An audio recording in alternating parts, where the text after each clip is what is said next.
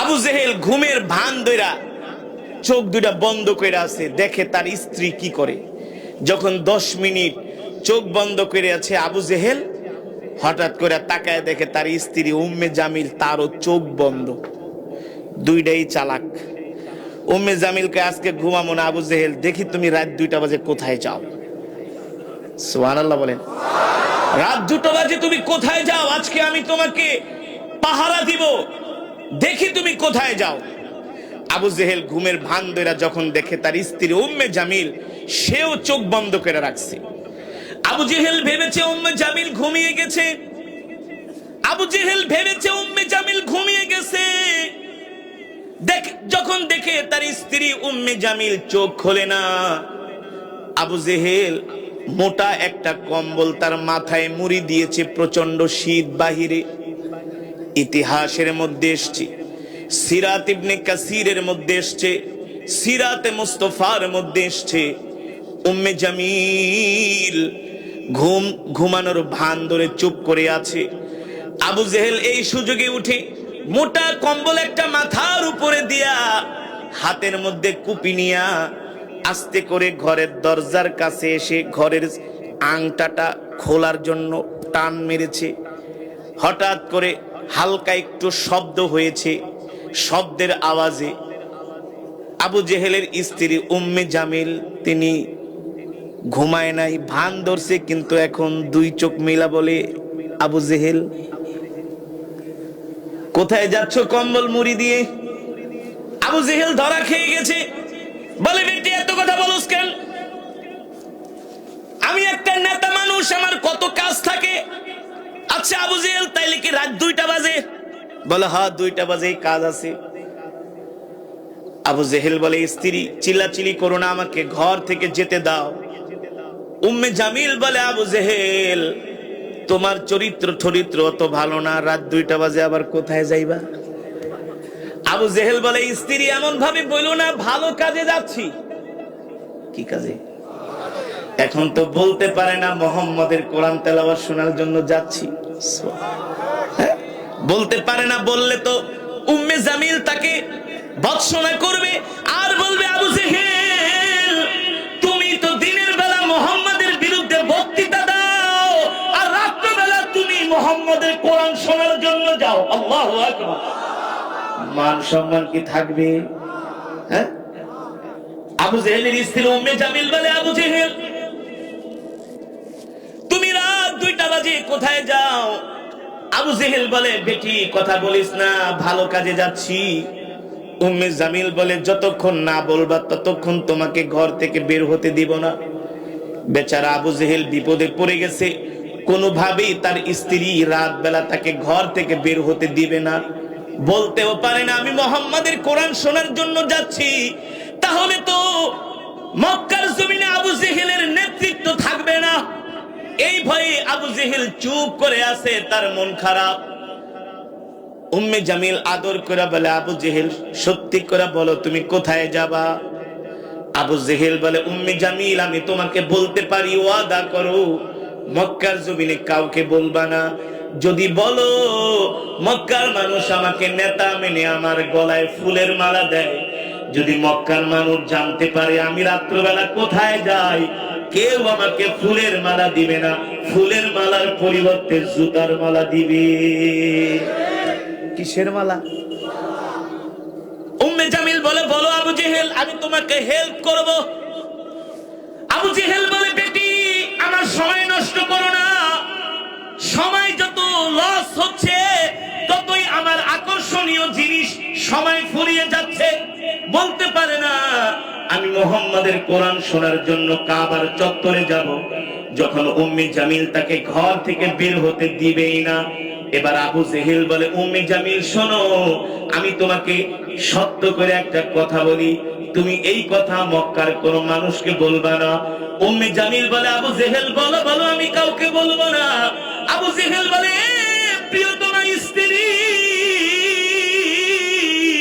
আল্লাহি রাব্বিল কাবা, রবের কাবার কসম খায়া বলি আমি যদি মুহাম্মাদের কোরআন তেলাওয়াত না শুনি তাহলে রাত্রবেলা আমার ঘুম আসে না। আর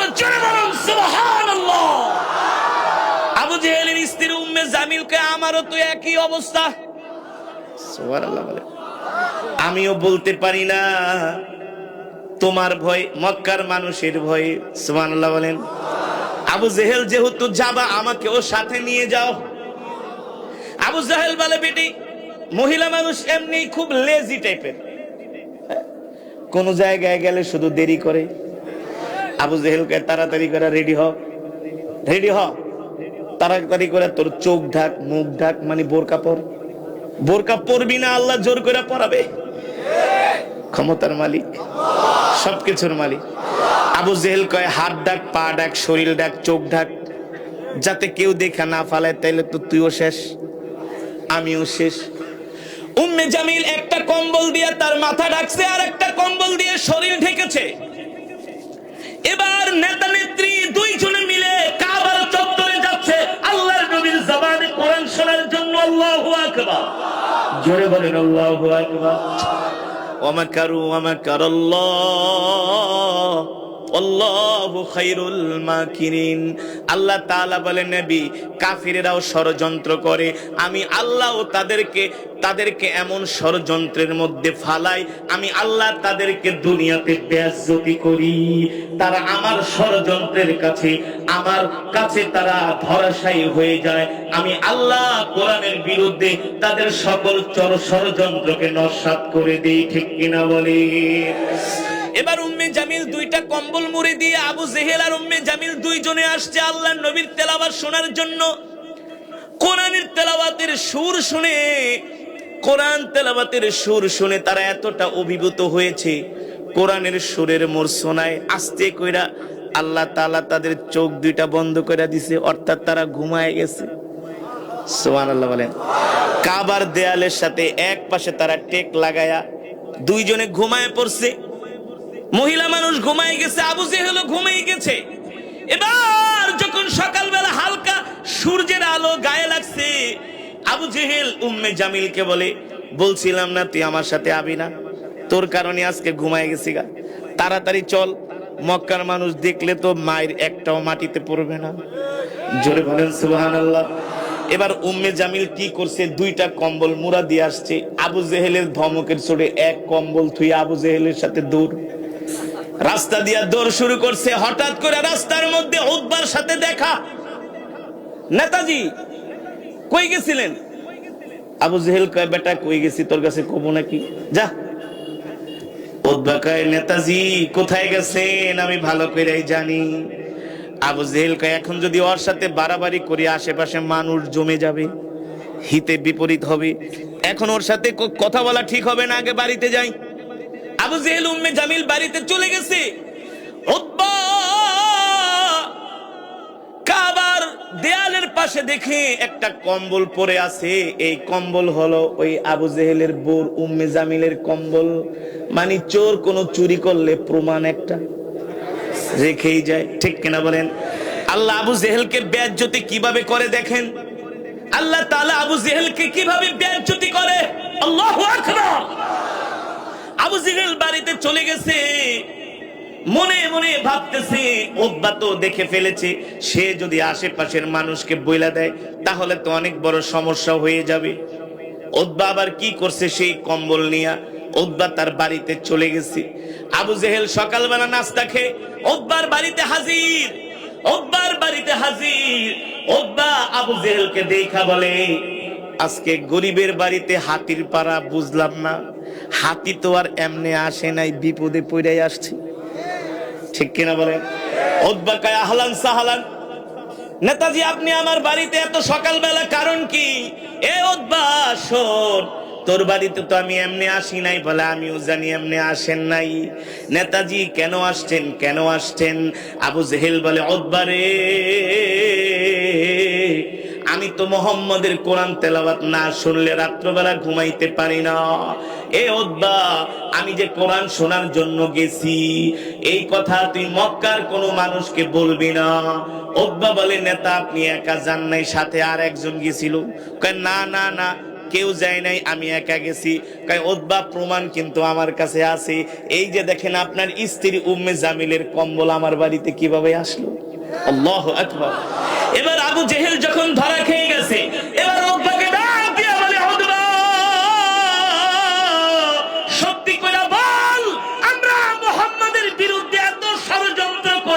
এত চক্রান্ত করি, কিন্তু মুহাম্মাদের কোরআন তেলাওয়াত শুনলে আমাদের কলিজা ঠান্ডা হয়ে যায়। জোরে বলেন আল্লাহু আকবার। আবু জেহেল বলে, উতবা আমাদের বাবা কবি, দাদা কবি, 14 গোষ্ঠী কবি, কিন্তু মোহাম্মদ যে কোরআন তেলাওয়াত করে এই তেলাওয়াত আমি আজ পর্যন্ত কোনোদিন শুনি নাই। কিন্তু যদি সত্য কথা বলি তাহলে মক্কার মানুষেরা আমাকে নেতা মানবে না, তারা মোহাম্মদের হাতে হাত রেখে কালেমা পড়ে মুসলমান হয়ে যাবে। ঠিক কিনা বলি? এবার উতবা বলে, আবু জেহেল শোনেন, আমারও একই কথা, মুহাম্মাদের কোরআন তেলাওয়াত না শুনলে আমি উতবাও রাত্রিবেলা ঘুমাইতে পারি না। আল্লাহু আকবার। জোরে বলেন আল্লাহু আকবার। উতবা বলে, নেতাজি এই যে আমরা কোরআন শুনতে যাই, দেয়ালের কিন্তু কান আছে। কার কান আছে? আস্তে আস্তে কিন্তু এই কথা ছড়িয়ে যাবে, মক্কার যুবকেরা কিন্তু মুহাম্মাদের হাতে হাত রেখে কালেমা পড়ে মুসলমান হয়ে যাবে। আবু জেহেল বলে, উতবা কি করা যায়? বলে, শোনেন, মুহাম্মাদের এই কোরআনের দাওয়াতকে বন্ধ করে দিতে হবে যে কোনো মূল্যে। মক্কার কোনো যুবক যাতে মুহাম্মাদের কাছে না যায় এই ব্যবস্থা গ্রহণ করতে হবে। আবু জেহেল বলে, আমার কাছে একটা সুন্দর একটা আইডিয়া আছে। বলে, কি ধারণা, কি আইডিয়া? বলে, শোনো উতবা, মক্কার সবচেয়ে বড় একজন শিক্ষিত যুবক, তার নাম হলো, যিনি মুহাম্মদ যে কোরআন তেলাওয়াত করে, এই কোরআন তেলাওয়াত যদি ওই যুবক শুনে, ওই যুবক শুনলে মুহাম্মাদের হাতে হাত রেখে কালেমা পড়ে মুসলমান হয়ে যাবে। আর মক্কার জমিনে যত যুবক আছে সব যুবক যে মুহাম্মাদের হাতে হাত রেখে কালেমা পড়ে মুসলমান হয়ে যাবে। উতবা জিজ্ঞেস করলেন, নেতা ওই যুবকের নাম কি? আবু জেহেল বলে, ওই যুবকের নাম হলো তুফাইল বিন আমর দাউসি। তিনি ছিলেন কবি স্বভাবের মানুষ, শিক্ষিত মানুষ। তুফাইল বিন আমর দাউসি, দাউস গোত্রের প্রধান ছিলেন তুফাইল বিন আমর। দেখতে শুনতে সুদর্শন, শিক্ষিত মানুষ। মক্কার সব যুবকেরা তাকে সম্মান করে।